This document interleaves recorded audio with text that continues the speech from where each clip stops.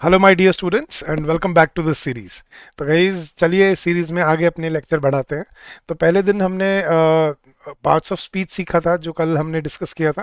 मतलब ओरिएंटेशन के बाद हमने पार्ट्स ऑफ स्पीच का लेक्चर कल हमने डिस्कस किया था। तो आई होप सबको वो कहानी अच्छी लगी होगी, आपको समझ आया होगा कि ग्रामर को कैसे हमें फॉलो करना है और कैसे हमें धीरे धीरे कॉन्सेप्ट्स को बिल्डअप करना है। तो आज का जो हम टॉपिक करने वाले हैं वो है आपका स्ट्रक्चर ऑफ सेंटेंसेस।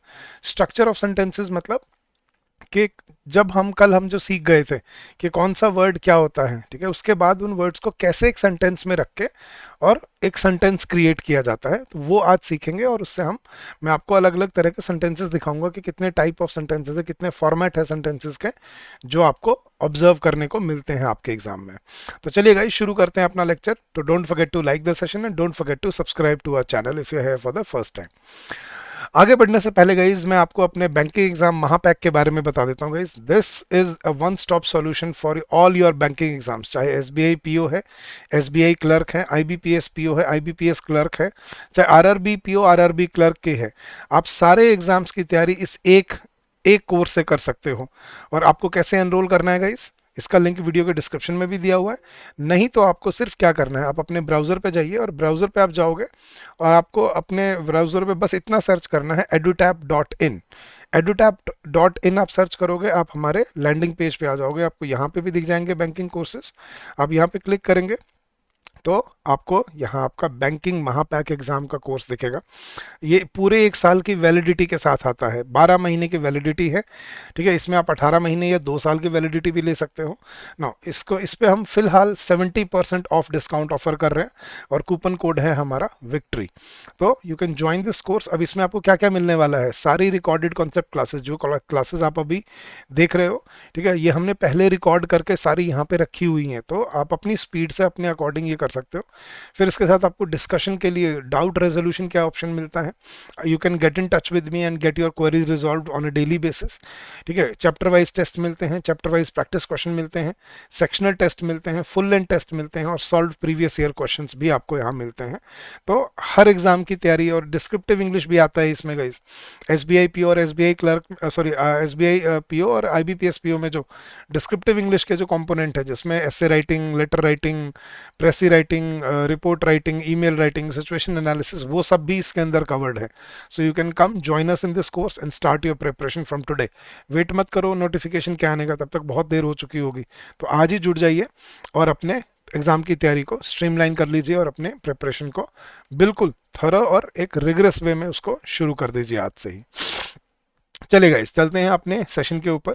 तो आज जो हमारा टॉपिक है वो है अपना स्ट्रक्चर ऑफ सेंटेंसेस। लेकिन जो हमने कल किया था वो मैं आपको एक बार रिवाइज कराता हूँ। याद है पार्ट्स ऑफ स्पीच कितने किए थे गाइस हमने? टोटल 8 पार्ट्स ऑफ स्पीच होते थे जो मैंने कल आपको कहा। कल वाले लेक्चर जिसने नहीं देखा वो जरूर देख लेना एक बार जाके गाइस।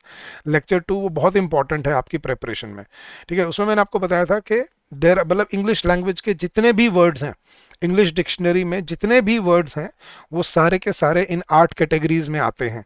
मतलब उन्होंने क्या किया हुआ है ग्रामर में, इंग्लिश डिक्शनरी के जितने भी वर्ड्स हैं उनको 8 कैटेगरीज में डिवाइड किया हुआ है। पहली कैटेगरी कौन सी थी हमारी? नाउन्स।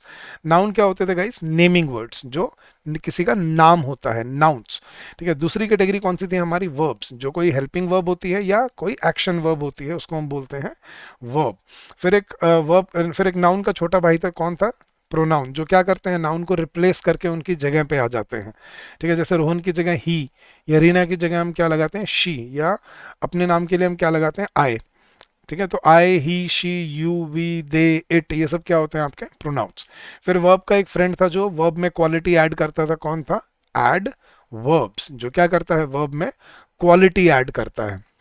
फिर नाउन प्रोनाउन का भी एक ऐसा ही फ्रेंड था, एडजेक्टिव, जो क्या करता है? नाउन और प्रोनाउन में क्वालिटी ऐड करता है, ठीक है। फिर हमने देखा था 3 शरीफ बच्चे थे इस क्लास में जो इंडिपेंडेंटली काम करते थे। कौन? सबसे पहला प्रेपोजिशन, जो क्या बताते हैं आपको? किसी की पोजीशन बताते हैं। जैसे आई एम एट होम, ठीक है, किस वर्ड ने बताया कि मैं घर पे हूँ? At. She is in the kitchen, किसने बताया किचन के अंदर है? इन। दूसरा था कंजंक्शन, जो क्या करते हैं? जोड़ते हैं, जंक्शन करते हैं, ज्वाइन करते हैं। कनेक्टर्स जिसको हम बोलते हैं, जैसे and, but, because, so, therefore, ये क्या है? आपके कंजंक्शंस। और last but not the least, articles. देखिए आर्टिकल्स कौन से होते हैं? ए, एन और द। ठीक है, ये हमने कल 8 पार्ट्स ऑफ स्पीच किए थे।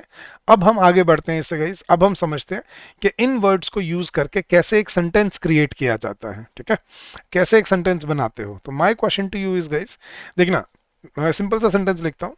मैं बोलता हूँ कि Rohit is playing in the park. ठीक है,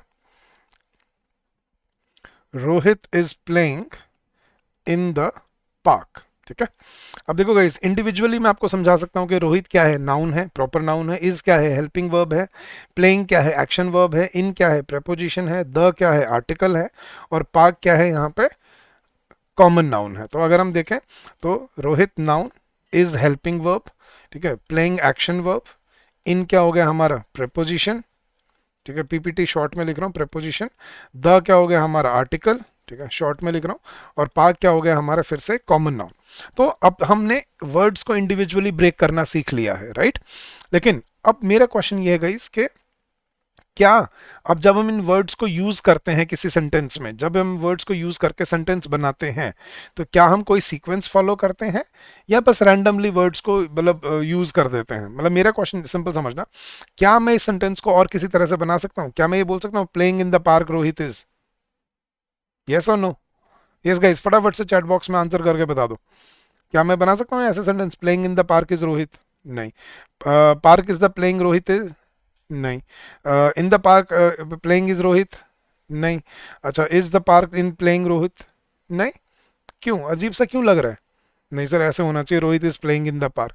ये मुझे समझ आ गया, लेकिन मेरा सवाल यही है आपसे कि जब आप कोई सेंटेंस कंस्ट्रक्ट करते हो, क्या कोई सीक्वेंस यूज करते हो या बस रैंडमली वर्ड्स को जोड़ देते हो? नहीं सर, सीक्वेंस यूज करते हैं। क्या सीक्वेंस यूज करते हो, पता है जरा?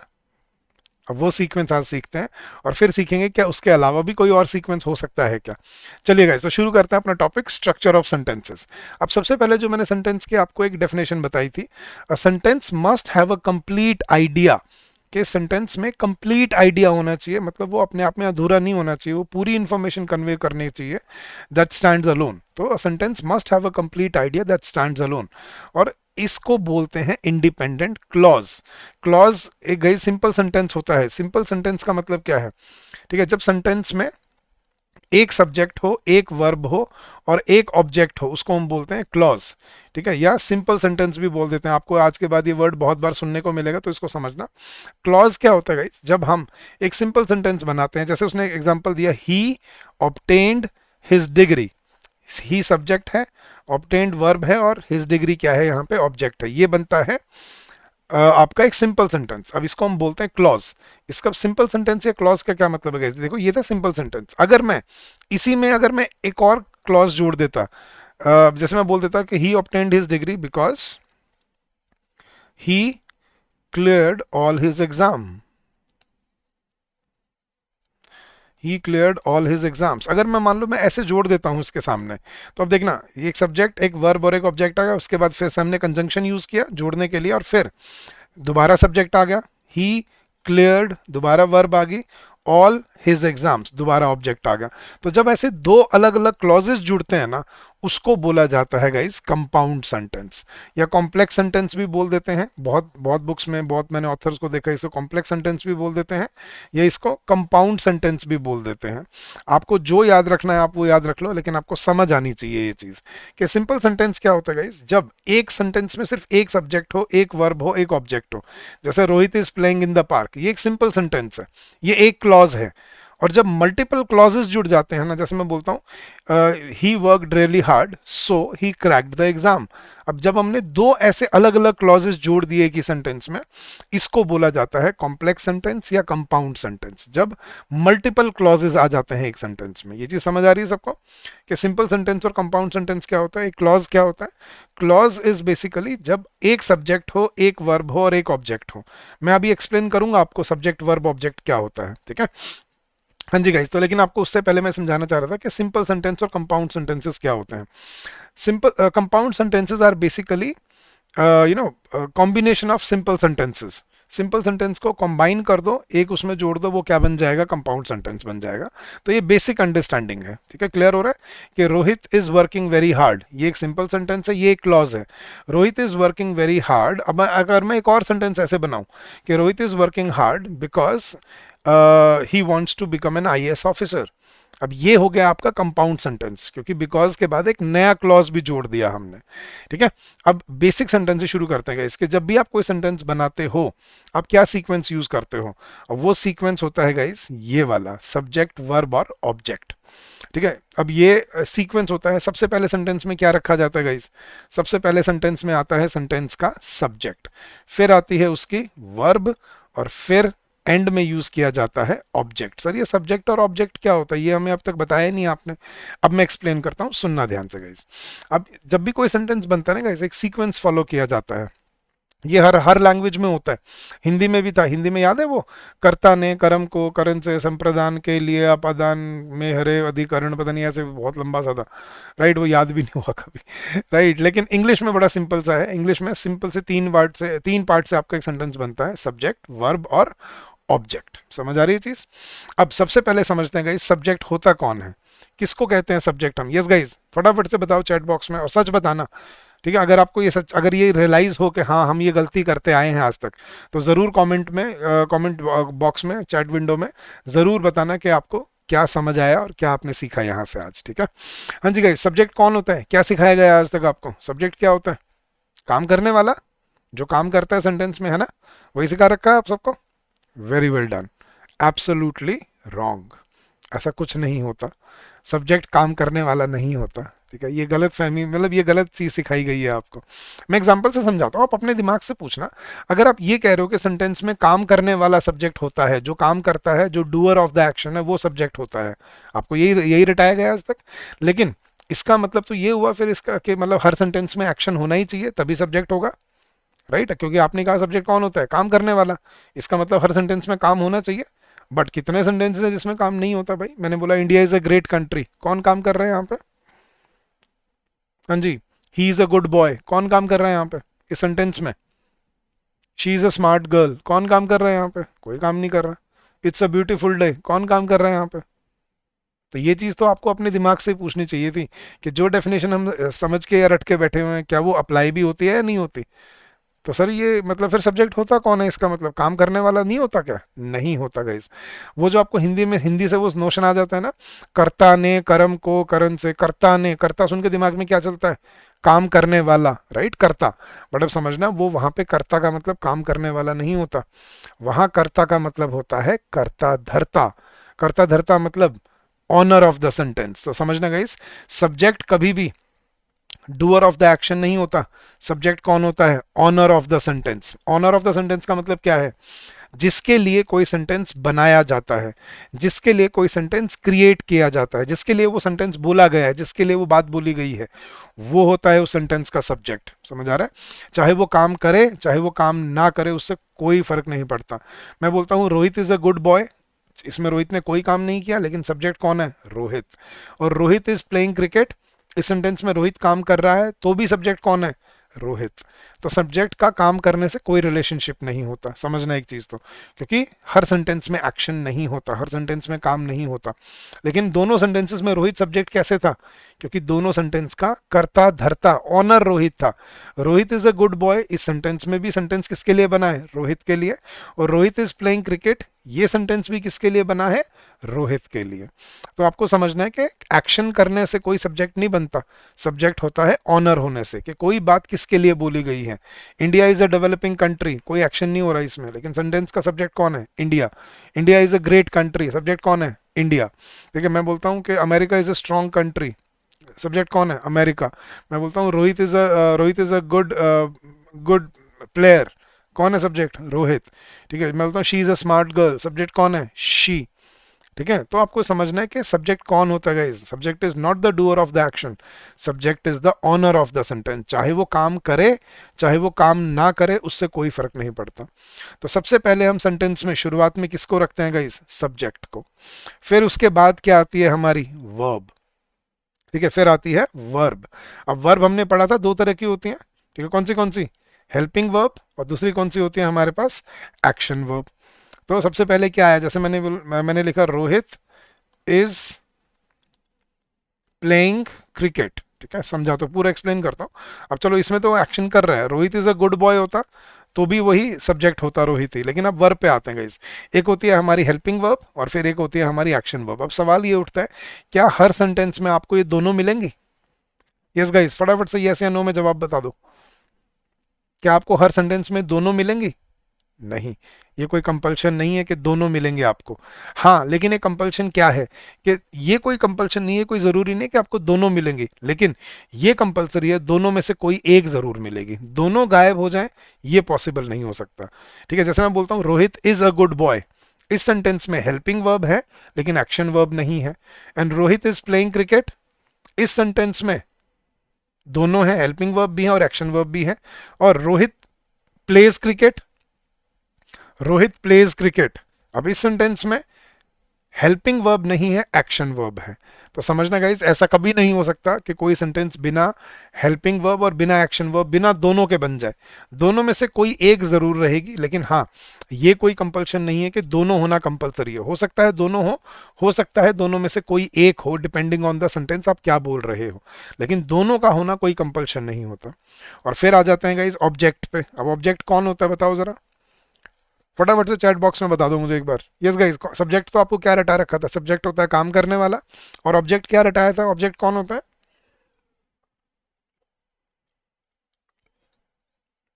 जहां तक मेरा आइडिया, आपको क्या बताया गया था कि सब्जेक्ट होता है काम करने वाला और ऑब्जेक्ट होता है जिस पे काम किया जा रहा है। If I am not wrong, यही यही सिखाया गया ना आपको? गलत, ऐसा कुछ नहीं होता। ठीक है, ऑब्जेक्ट कौन होता है इस ध्यान से समझना। ऑब्जेक्ट वो नहीं होता जिस पे काम किया जा रहा है। ठीक है, अगर मैं बोलता हूँ Rohit is working with me, क्या वो मेरे पे काम कर रहा है? या I am working with Rohit, और मैं रोहित पे काम कर रहा हूँ? नहीं। तो ये कोई इलॉजिकल डेफिनेशन है। ऑब्जेक्ट कौन होता है गाइस? अब यहाँ मैं बड़ा सा ऑब्लिक लगा रहा हूँ, समझना। ऑब्जेक्ट का काम क्या होता है गाइस? ऑब्जेक्ट का सिर्फ काम होता है सेंटेंस में एडिशनल इंफॉर्मेशन डालना। एडिशनल इंफॉर्मेशन किस लिए? ताकि आप सेंटेंस को रेलेवेंट बना पाओ, उसको एक्सप्लेन कर पाओ। समझना गाइस, देखना एक बार। अगर मैं, देखना, रोहित इज प्लेइंग क्रिकेट, अगर मैं सेंटेंस को यहां खत्म कर देता प्लेइंग के बाद, रोहित इज प्लेइंग क्रिकेट, अगर मैं सेंटेंस को यहां खत्म कर देता प्लेइंग के बाद, क्या सेंटेंस गलत होता? रोहित इज प्लेइंग, क्या सेंटेंस गलत है? इनकम्प्लीट है किसी सेंस में?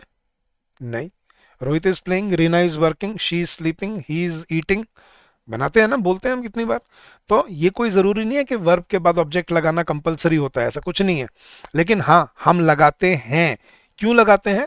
एक्सप्लेन करने के लिए। रोहित इज प्लेइंग से मुझे कोई ज्यादा इंफॉर्मेशन नहीं मिल रही कि रोहित खेल रहा है, क्या खेल रहा है। अगर सामने वाले को दिख रहा है या सामने वाले को पता है तो अलग बात है, लेकिन सिर्फ ये बोलना रोहित इज प्लेइंग, ये पूरी सेंस नहीं बनाता। तो जब कोई सेंटेंस पढ़ रहा होता है ना, उसके लिए हमें पूरी इन्फॉर्मेशन देनी होती है। देखो, अगर मान लो पापा मम्मी बैठे हैं और रोहित कहीं पार्क में खेल रहा है, तो पापा ने आगे पूछा रोहित कहाँ है, मम्मी बोलती है कि वो देखो रोहित इज प्लेइंग। वो ठीक है क्योंकि वो दिख रहा है, लेकिन जब आप लिखोगे सेंटेंस, सिर्फ इतना लिखना Rohit is playing, it's not enough. तो आपको जो एडिशनल इंफॉर्मेशन एक्सप्लेन करना होता है, क्या कहने चाह रहे हो आप, ठीक है, वो आपको लिखना पड़ता है ऑब्जेक्ट के साथ। तो ऑब्जेक्ट का काम क्या होता है गाइस? मेन सेंटेंस में, मतलब सब्जेक्ट और वर्ब के साथ एडिशनल इंफॉर्मेशन डालना। रोहित इज प्लेइंग क्रिकेट, तो क्रिकेट ने क्या बताया? रोहित क्या खेल रहा है?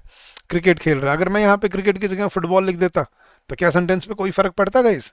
बताना, क्या सेंटेंस पे कोई चेंज आता? नहीं, सिर्फ क्या चेंज हो जाता कि रोहित क्या खेल रहा है? फुटबॉल खेल रहा है। अगर मैं टेनिस लिख देता तो सिर्फ क्या चेंज हो जाता? इन्फॉर्मेशन चेंज होती, क्या खेल रहा है? टेनिस खेल रहा है। अगर मैं ये कर देता Rohit is playing in the park, Rohit is playing पे तो कोई फर्क नहीं पड़ा, सिर्फ इन द पार्क से क्या इन्फॉर्मेशन चेंज हो गई कि कहाँ खेल रहा है? पार्क में खेल रहा है। Rohit is playing with me, with me से क्या हो गया? इन्फॉर्मेशन चेंज होगी, किसके साथ खेल रहा है? मेरे साथ खेल रहा है। तो ऑब्जेक्ट का एज सच सेंटेंस में कोई, मतलब बहुत ये नहीं होता कि बहुत बड़ा रोल होता है ग्रामेटिकली। देखो, इन्फॉर्मेशन तो देनी है, लेकिन ग्रामेटिकली क्या बहुत बड़ा रोल होता है? नहीं, उसका सिर्फ काम होता है सेंटेंस में एडिशनल इंफॉर्मेशन डालना। तो ये जो था ना, रोहित इज प्लेइंग के बाद इन द पार्क, अब इसके बाद जितना भी वर्ड आ जाते हैं, चाहे 2 वर्ड 3 वर्ड, जितने भी वर्ड आए, Rohit is playing in the park, Rohit is playing with me, या रोहित इज प्लेइंग क्रिकेट, ये सारे जो हैं वो ऑब्जेक्ट कहलाते हैं आपके। ऑब्जेक्ट बोल लो, या अगर आप किसी ग्रामर की लैंग्वेज में सीखोगे तो इसको प्रेडिकेट भी बोला जाता है। ठीक है, प्रेडिकेट। ठीक है, आप अगर कोई बुक पढ़ोगे तो आपको ये लिखा मिलेगा वर्ड प्रेडिकेट। ठीक है, लेकिन आपको मैं टेक्निकलिटी में नहीं घुसाना चाहता, मैं आपको समझाना चाहता हूँ कि सेंटेंस जो आप बनाते हो, रोहित इज, जैसे मैं बोलता हूँ Reena is cooking dinner for us, तो रीना सब्जेक्ट है, क्योंकि सेंटेंस उसके लिए बना है। इज कुकिंग उसकी हेल्पिंग वर्ब और एक्शन वर्ब है। ठीक है, रीना इज कुकिंग तक हो गया। अब एडिशनल इंफॉर्मेशन शुरू हुई, Reena is cooking dinner for us. ये क्या है, आपकी पूरी प्रेडिकेट, जिसको हम एडिशनल इंफॉर्मेशन बोलते हैं, ऑब्जेक्ट बोलते हैं। तो सेंटेंस इन तीन पार्ट से बनता है गाइस, 1 2 3। सब्जेक्ट सबसे पहले, फिर आती है उसकी वर्ब, और फिर रखा जाता है उसका ऑब्जेक्ट। इसको बोला जाता है, ध्यान से सुनना गाइस, इसको बोला जाता है आपकी इंग्लिश लैंग्वेज का यूनिवर्सल सीक्वेंस।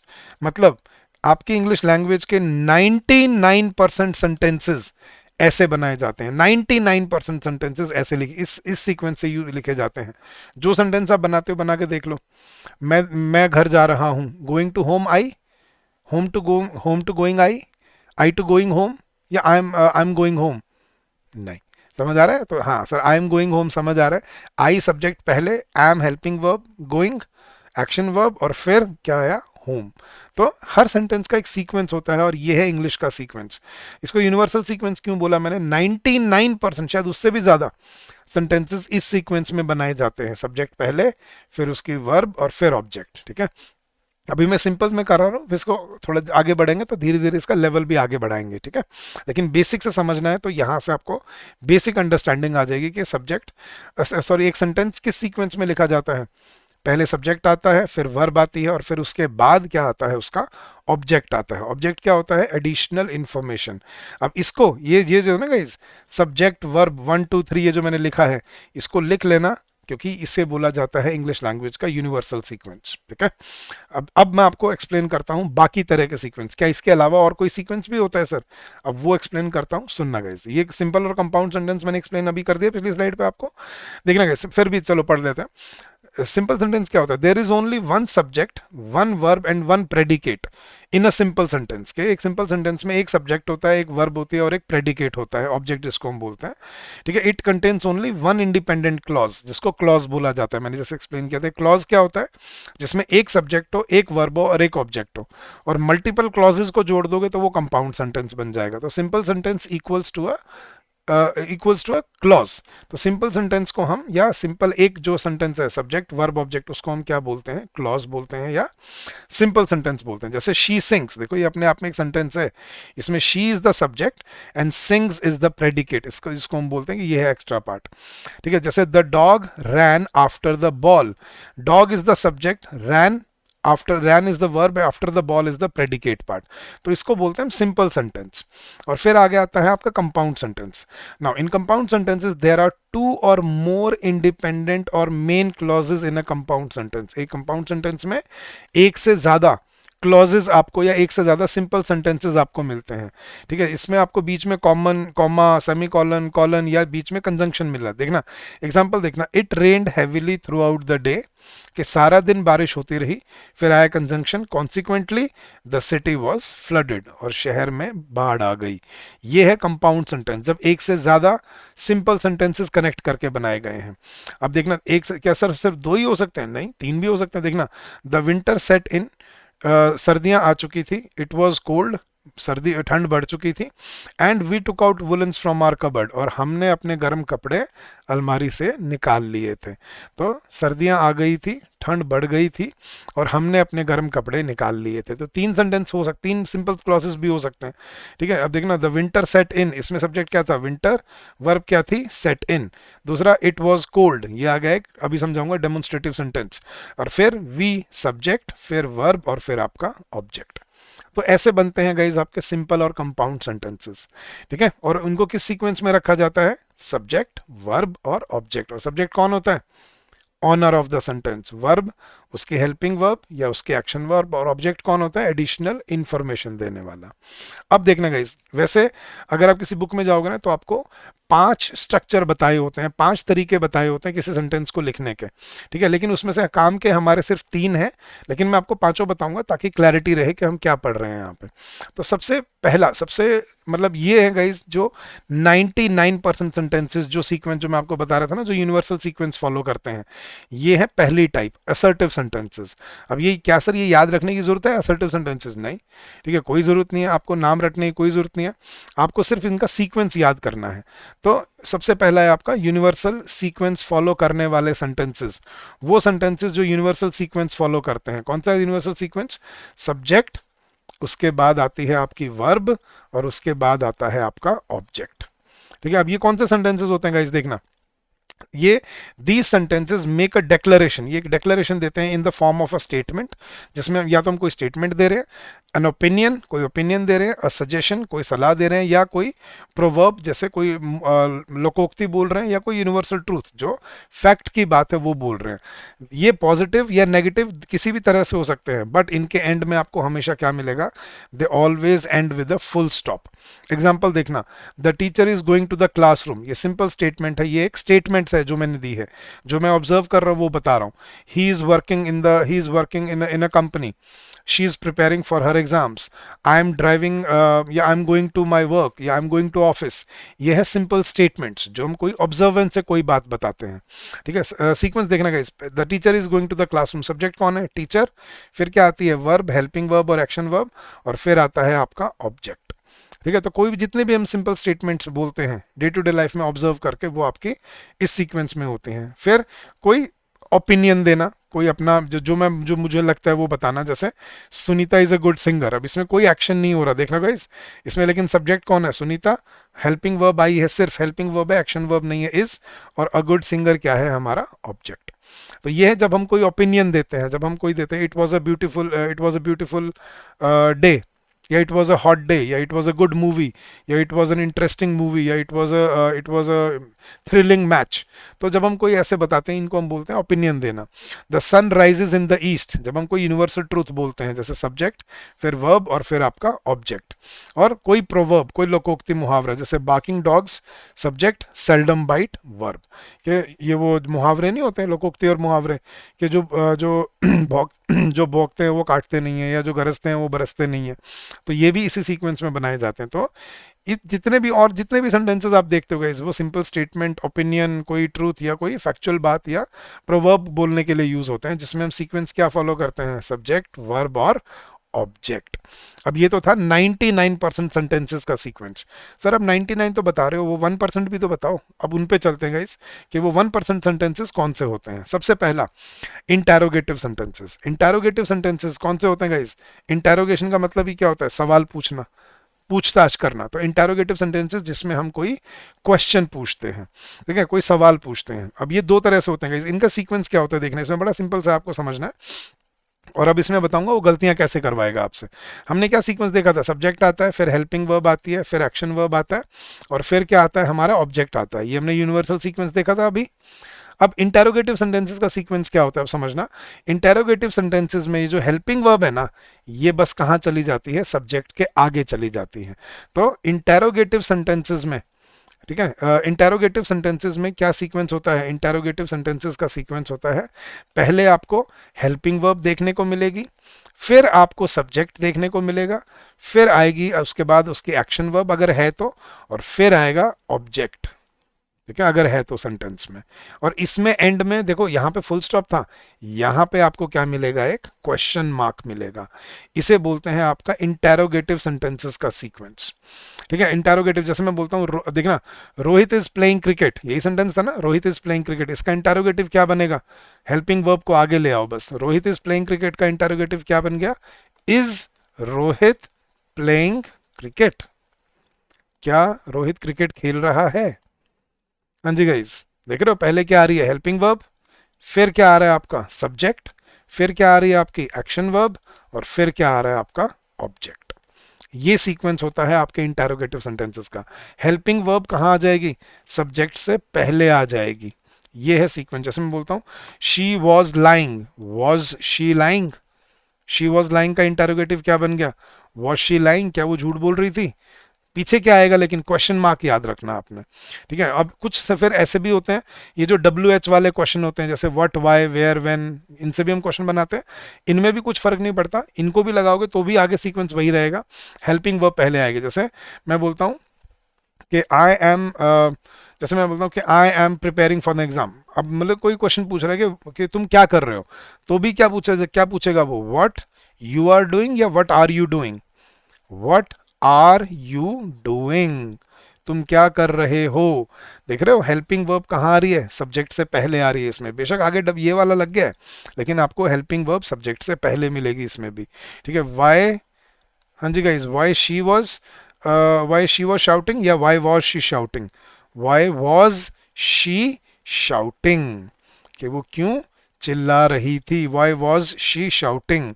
देख रहे हो हेल्पिंग वर्ब सब्जेक्ट से कहाँ आ रही है, पहले यूज होती है। तो जब भी आप इंटेरोगेटिव सेंटेंसेस बनाते हो, चाहे वो हेल्पिंग वर्ब से शुरू हो, चाहे वो व्हाट वाई से, इनसे शुरू हो, ठीक है, हेल्पिंग वर्ब आपको हमेशा सब्जेक्ट से पहले मिलेगी सेंटेंस में। ठीक है, अब इसमें मैं क्वेश्चन बताता हूँ एग्जाम में क्वेश्चन कैसे बनता है, एग्जाम्पल सुनना guys. She asked me what was I reading last night.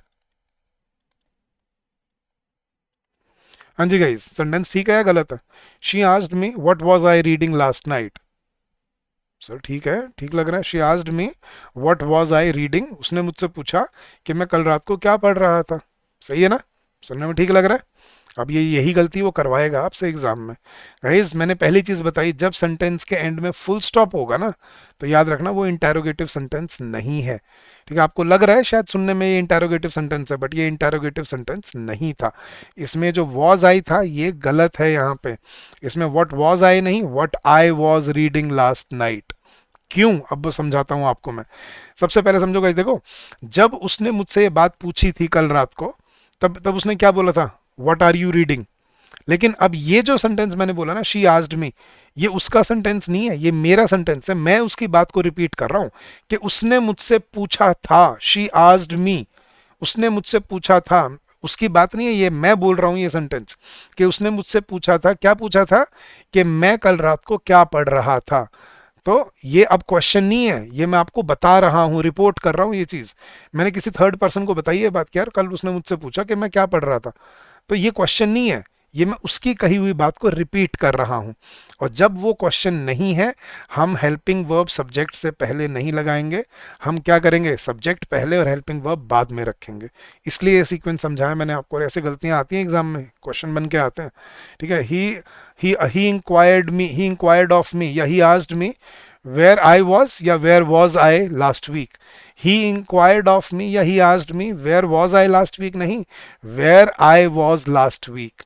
तो ये जो ऐसे सेंटेंस होता है ना, she told me, he asked me, they inquired of me, the company questioned me what was I doing या what I was doing, the company question me what I was doing होगा, what was I doing नहीं होगा, क्योंकि ये interrogative sentence नहीं है। पीछे देख रहे हो फुल स्टॉप है, क्वेश्चन मार्क नहीं है इसमें, और ऐसे गलतियां कराता है वो। तो समझना, जब पीछे क्वेश्चन मार्क होगा तब आपको क्या करना है, मतलब ध्यान समझना है कि ये क्वेश्चन है, और उस सेंटेंस में आपको हेल्पिंग वर्ब सब्जेक्ट से पहले रखनी होती है, और किसी सेंटेंस में नहीं आएगी। क्लियर हो रही है? तो जिस सेंटेंस में जिसमें क्वेश्चन पूछे जाते हैं, ठीक है, उसमें उसको हम बोलते हैं इंटेरोगेटिव क्वेश्चन। जैसे हु इज योर फादर, देखो क्वेश्चन मार्क पहले आ रहा है, सॉरी हेल्पिंग वर्ब पहले आ रही है, सब्जेक्ट बाद में आ रहा है। When are you going to London, देख रहे हो हेल्पिंग वर्ब पहले आ रही है, सब्जेक्ट बाद में आ रहा है। कब, जब पीछे क्वेश्चन मार्क है। Do you have any money, पहले हेल्पिंग वर्ब आ रही है, फिर सब्जेक्ट आ रहा है। Are you feeling all right, पहले हेल्पिंग वर्ब आ रही है, फिर सब्जेक्ट आ रहा है।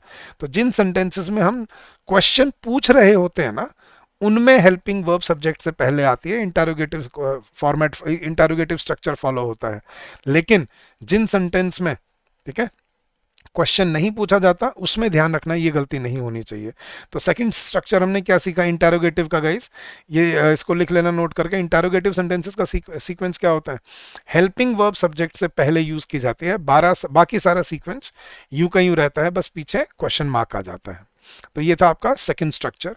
थर्ड स्ट्रक्चर पे चलते हैं गाइस, डेमोन्स्ट्रेटिव सेंटेंसेस। अब डेमोन्स्ट्रेटिव सेंटेंसेस क्या होते हैं, जिसमें हम कोई चीज डेमोन्स्ट्रेट करने का मतलब क्या होता है, डेमो देना, डेमोन्स्ट्रेट करना, शो करना, दिखाना, जिसमें हम कोई चीज दिखा रहे होते हैं। तो डेमोन्स्ट्रेटिव सेंटेंसेस कौन से होते हैं, जिसमें हमें कोई चीज शो करनी होती है, ठीक है। तो demonstrative show where an object, event और person is in relation to the speaker. They can refer to a physical और अ साइकोलॉजिकल क्लोजनेस और distance. When talking about events the near demonstrative, चलो बेसिक समझाता हूं। जिन sentences की शुरुआत there, here, this, that, these, those, इनमें से किसी या इट, तो this, that, these, those, there, here या इट, अगर किसी सेंटेंस की शुरुआत, ध्यान रखना आज के बाद गाइस, अगर किसी सेंटेंस की स्टार्टिंग में आपको, या अगर कोई कंपाउंड सेंटेंस है, मतलब एक से ज्यादा क्लॉजेस वाला सेंटेंस है, उसमें अगर किसी क्लॉज की शुरुआत अगर देयर, हेयर या दिस, दैट या दीज, दोज या फिर इट से होती है, तो समझ जाना ये एक डेमोन्स्ट्रेटिव सेंटेंस है। डेमोन्स्ट्रेटिव जिसमें हमें कोई चीज शो करनी पड़ती है, दिखानी पड़ती है। देखना, जैसे मैं आपको बोलता हूं, देखना guys, this is my pen, दिखा के बोल रहा हूं ना कि दिस इज माई पेन, बिना दिखाए बोल सकता हूं दिस इज माई पेन? क्या बोलोगे आप, सर कौन सा पेन, कहाँ है पेन? दिस किसको बोल रहे हो आप? मैं बोल रहा हूँ ये मेरा पेन है, ये इसको दिखा रहा हूं। मैं कोई गाड़ी में, पार्किंग लॉट में गाड़ी खड़ी होगी, मैं पॉइंट आउट करके बोलूंगा दिस इज माई कार। या कपड़े रखे हैं, these are my clothes, these are my shoes. तो दिखा के बोलने वाले सेंटेंसेस जिसमें डेमोन्स्ट्रेट करना पड़ता है, उनको बोलते हैं हम डेमोन्स्ट्रेटिव सेंटेंसेस। उनकी पहचान क्या है, उनकी स्टार्टिंग में ही आपको क्या मिल जाएगा, this, that, these, those, there, here या इट। तो ये होते हैं डेमोन्स्ट्रेटिव सेंटेंसेस। अब इनमें क्या खास बात है गाइस, इन सेंटेंसेस में आपको सब्जेक्ट, जो वो सीक्वेंस सीखा था ना हमने, सब्जेक्ट पहले आएगा फिर हेल्पिंग वर्ब आएगी, वो फॉलो नहीं होता।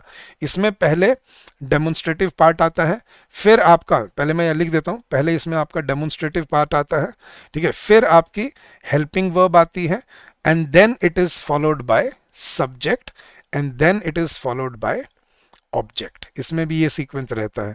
तो इसमें आपको सब्जेक्ट स्टार्टिंग में नहीं मिलेगा, यूनिवर्सल सेंटेंसेस की, यूनिवर्सल सीक्वेंस की तरह इसमें आपको आगे जाके सब्जेक्ट ढूंढना पड़ता है। जैसे this blue car needs to be washed next, this किसको बोला हमने, ब्लू कार को, needs to be washed next, कि ये अगली गाड़ी ये धुलने वाली है।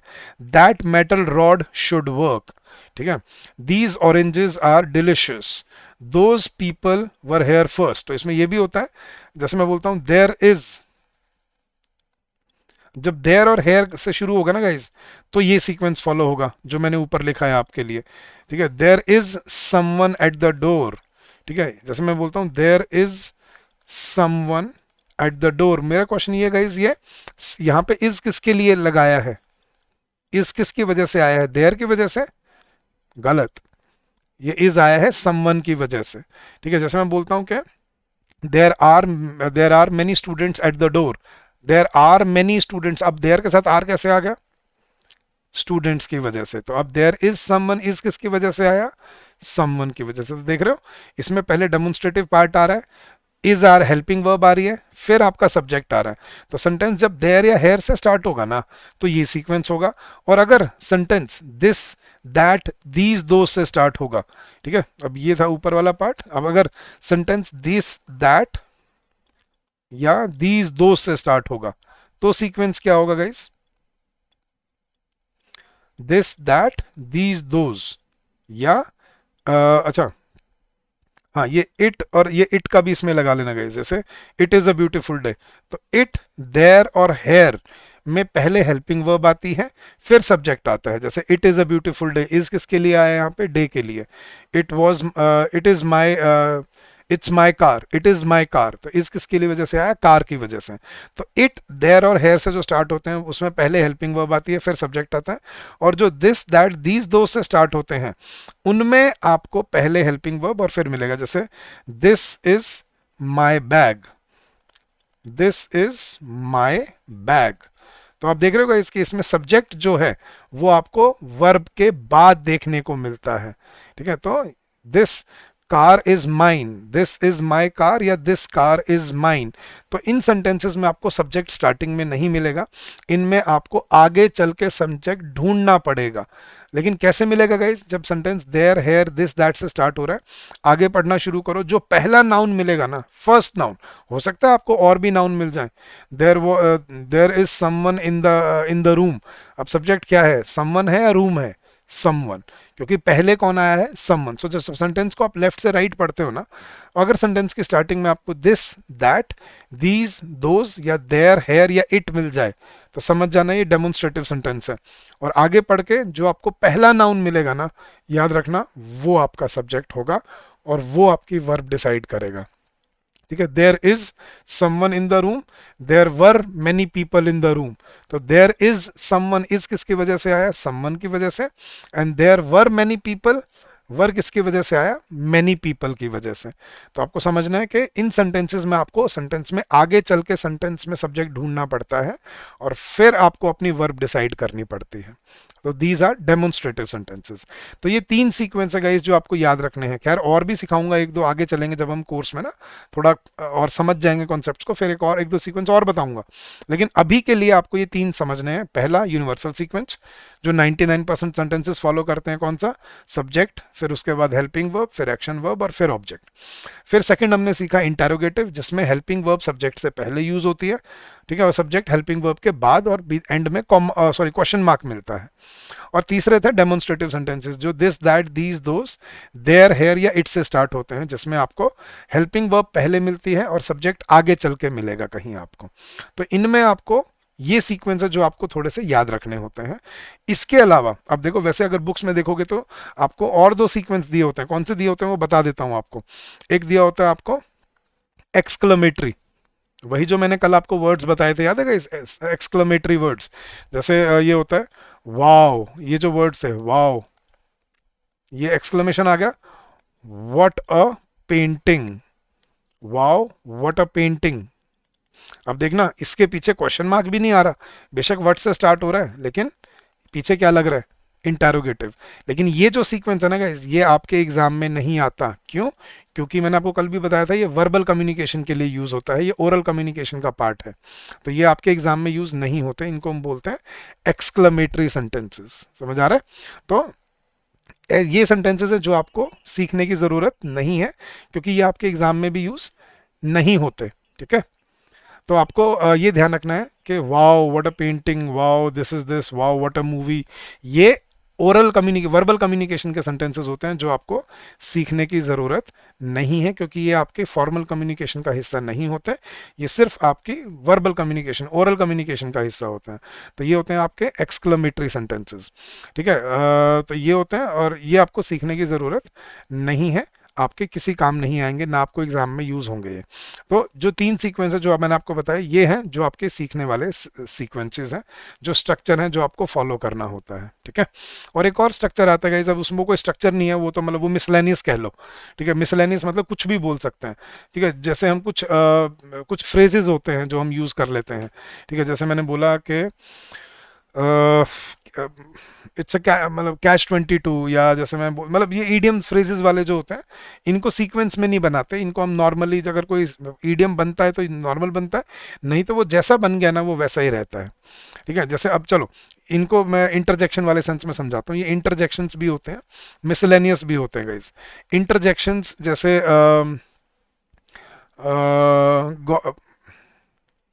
Long live the king, long live the queen या लॉन्ग लिव द किंग, ये जो सेंटेंस होते हैं, ये होते हैं आपके इंटरजेक्शंस वाले सेंटेंस। ठीक है, इनको हम बोलते हैं, जैसे जिसमें हम सीधा देखो, जैसे ओरल कम्युनिकेशन जब हम बोलते हैं, जैसे मैं बोलता हूँ कि आपको शट द डोर, जो सीधा स्टार्ट ही किससे होते हैं गाइस? स्टार्ट ही वर्ब से होते हैं जो।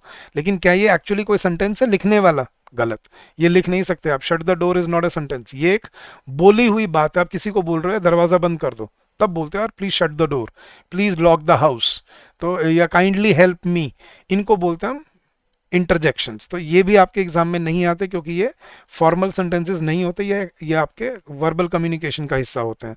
तो जो वर्ब से स्टार्ट होता है, जैसे shut the door, please help me, close the window, drive slowly, ये जो होता है ना, ये आपके इंटरजेक्शंस होते हैं, ये भी आपके एग्जाम में नहीं आते, you don't need to learn them. तो जो आपको सीखने हैं वो आपकी पहली तीन थी, यूनिवर्सल सीक्वेंस, इंटेरोगेटिव और डेमोन्स्ट्रेटिव, ये है आपके एग्जाम में जो काम आएंगे। तो आज हमने सीखा गाइस कि कैसे वर्ड्स को हम कनेक्ट करके और एक सेंटेंस में डालते हैं ताकि हम उसको एक प्रॉपरली सीक्वेंस रख के उसका एक प्रॉपर मीनिंग बना पाए। और हमने सीखा दो तरह के सेंटेंसेस होते हैं, सिंपल सेंटेंस और कंपाउंड सेंटेंसेस। सिंपल जिसमें एक ही क्लॉज होता है, और कंपाउंड जिसमें एक से ज़्यादा क्लॉज जुड़े होते हैं। ठीक है, तो ये थी आज की क्लास, ये था आज का लेक्चर, स्ट्रक्चर ऑफ सेंटेंसेस क्या होता है और उनको कैसे बनाया जाता है। और हमने एक यूनिवर्सल सीक्वेंस सीखा, सबसे पहले क्या आता है, सब्जेक्ट, फिर क्या आती है, वर्ब, और फिर क्या आता है, ऑब्जेक्ट। ये है प्रेडिकेट ऑब्जेक्ट जो भी बोलते हैं। तो इसको एक बार लिख लेना अपने नोट्स में ताकि आप इसको याद रख पाओ। और गाइस जाने से पहले फिर से मैं आपको अपने बैंकिंग एग्जाम महापैक के बारे में बता जाता हूँ। ठीक है, ये एक वन स्टॉप सॉल्यूशन है आपके SBI PO, SBI clerk, IBPS PO, IBPS clerk और आरआरबी पीओ, आरआरबी क्लर्क की प्रिपरेशन के लिए। इसमें आपको सब मिलेगा इस कोर्स में। कॉन्सेप्ट क्लासेस मिलेंगी, ठीक है, रिकॉर्डेड फॉर्म में जो आप डे वन से अपनी स्पीड पे पढ़ सकते हो। चैप्टर वाइज टेस्ट मिलेंगे हर हर सब्जेक्ट के लिए। ठीक है, इवन जनरल अवेयरनेस के लिए और कंप्यूटर लैंग्वेज के लिए भी फुल लेंथ टेस्ट मिलेंगे आपको प्रिपरेशन के लिए। सॉल्व प्रीवियस ईयर क्वेश्चन मिलेंगे, मेंटरशिप मिलेगी हमारे साथ, डाउट रेजोल्यूशन, कोई आपका डाउट आता है पढ़ते हुए आप मुझसे पूछ पाओगे इस कोर्स में। और कैसे एनरोल करना है फिर से मैं आपको एक बार दिखा जाता हूँ गाइस। आपको क्या करना है, बस अपने ब्राउजर पे, आपको ब्राउजर पे जाके बस सर्च करना है edutap.in। edutap.in, आप यहाँ पे आ जाओगे, अब नीचे स्क्रॉल करोगे, ये पहला ही है बैंकिंग कोर्सेज, इस पर क्लिक करो, आपको आपका बैंकिंग महापैक एग्जाम दिख जाएगा। इसमें 1 साल की वैलिडिटी वाला भी है, 18 महीने 1.5 साल और 24 महीने 2 साल की वैलिडिटी वाला भी है। इस पर फिलहाल 70% ऑफ डिस्काउंट चल रहा है गाइस। ठीक है, और इसका कूपन कोड है कैपिटल विक्ट्री। ठीक है, तो you can purchase it for 1 year, 1 साल के लिए 2700 रुपये में पड़ रहा है आपको ये। मतलब आप देख रहे हो कि अगर 12 महीने की बात करूँ तो शायद 200 रुपीज़ पर मंथ भी नहीं पड़ा आपको ये। ठीक है, मतलब 200 सवा 200 रुपये पर मंथ के हिसाब से आप पढ़ रहे हो, सिर्फ 200 रुपये। 200 रुपये सोचो आप किस चीज़ में खर्च कर देते हो यार, लेकिन ये आपकी करियर को बनाएगा। तो इन चीज़ों में जहाँ आपको अपनी एजुकेशन पे जब इन्वेस्ट करना होता है ना, तो प्लीज़ थोड़ा सा, ठीक है, दिल बड़ा करके पढ़िए। इतना छोटा दिल है ना, 200 रुपये यार आप पता नहीं किस चीज़ में मतलब वो दे देते हो। कई बार तो होटल में जाते हो 100 रुपये टिप दे देते हो। 200 रुपये पर मंथ आपको पढ़ने को मिल रहा है, आपकी करियर अपॉर्चुनिटी मिल रही है, इससे ज़्यादा सिंपल क्या होगा। समझ आ रही है बात? तो come join us, get benefited in your journey, get your preparation online. ठीक है, streamline your journey and so that you can prepare well and you can come out with flying colours. ठीक है, तो that was it for today guys, that was it for this session. अब कल वाले lecture से हम शुरू करेंगे अपना इंपॉर्टेंट टॉपिक जो एग्जाम में आता है, जिसको हम बोलते हैं सब्जेक्ट वर्ब एग्रीमेंट। तो वो मत मिस करना, बहुत इंपॉर्टेंट टॉपिक है, बहुत इंपॉर्टेंट लेक्चर्स हैं उसके, बहुत इंपॉर्टेंट कॉन्सेप्ट्स हैं जो आपको सीखने हैं। तो चलिए गाइस, आज के लिए इतना ही। Thank you very much, I wish you all the very best for your preparation and in your journey ahead. अगर आपको कोई डाउट है, कोई क्वेरी है, you can always call us on this number, which is 8146207241, or you can also drop us an email at hello@edutap.co.in. So thank you so much once again guys, keep on working hard, keep on giving your best, and I'm sure you will come out with flying colors. So thank you once again and happy learning to all of you.